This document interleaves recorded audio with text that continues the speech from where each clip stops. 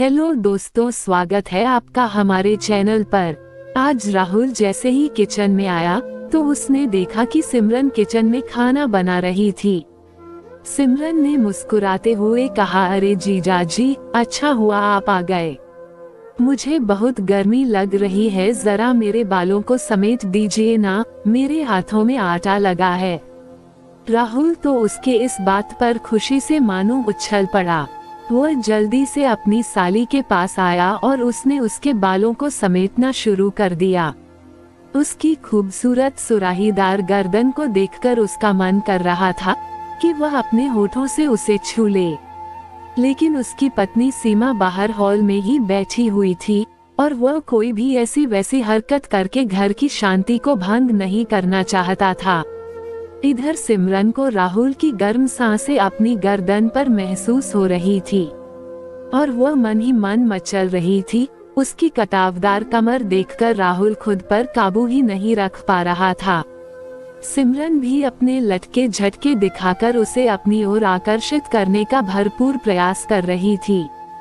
तभी बाहर से सीमा के चीखने की आवाज आई। दोनों काम धाम छोड़कर सीमा को देखने पहुँचे। उन्होंने देखा कि सीमा हॉल में गिरी पड़ी है और उसके माथे से खून बह रहा है। राहुल सीमा को तुरंत हॉस्पिटल लेकर गया। वहां डॉक्टर ने उसे एडमिट कर लिया था। दिन भर राहुल हॉस्पिटल में ही रहा। रात को हॉस्पिटल में किसी को रुकने की इजाजत नहीं थी, इसलिए राहुल घर चला आया। घर पहुंचते ही उसने देखा कि उसकी साली सिमरन एक पारदर्शी नाइट गाउन पहनकर हॉल में टहल रही थी, जिसमें से उसका उभरा हुआ बदन साफ झलक रहा था। उसे देखते ही राहुल अपनी पलकें झपकाना ही भूल गया। पढ़ाई के सिलसिले में सिमरन अपने दीदी और जीजाजी के साथ रहती थी। शुरुआत से ही राहुल और सिमरन एक दूसरे के प्रति आकर्षित हो गए थे। बस उन्हें कभी मौका नहीं मिला था, लेकिन आज उन्हें मौका मिल गया था।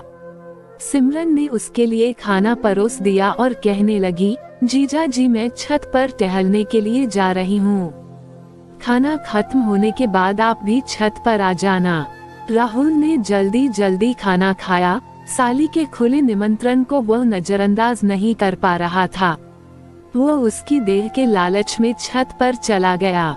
छत पर पहुँचते ही सिमरन उसके पास आई और उसने कसकर राहुल को गले से लगा लिया। उसके कोमल स्पर्श से राहुल का गठीला बदन और भी कठोर हो गया। फिर दोनों ने मिलकर मर्यादा की रेखा को पार कर दिया। घर के कोने कोने में 2 दिनों तक उन दोनों ने खूब सुख उठाया। सीमा को तो पता भी नहीं था कि उसका पति और उसकी खुद की बहन उसे इतना बड़ा धोखा दे रहे थे।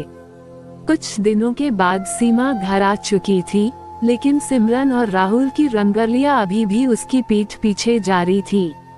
मगर एक रात सीमा ने उन दोनों को रंगे हाथों पकड़ लिया। उसका मुंह बंद करने के लिए दोनों ने मिलकर सीमा की जान ले ली, लेकिन उनका गुनाह छिप न सका और पुलिस ने उन दोनों को गिरफ्तार कर लिया। एक हंसता खिलता परिवार नाजायज रिश्तों की भेंट चढ़ चुका था। अगर कहानी अच्छी लगी हो तो चैनल को सब्सक्राइब जरूर करें।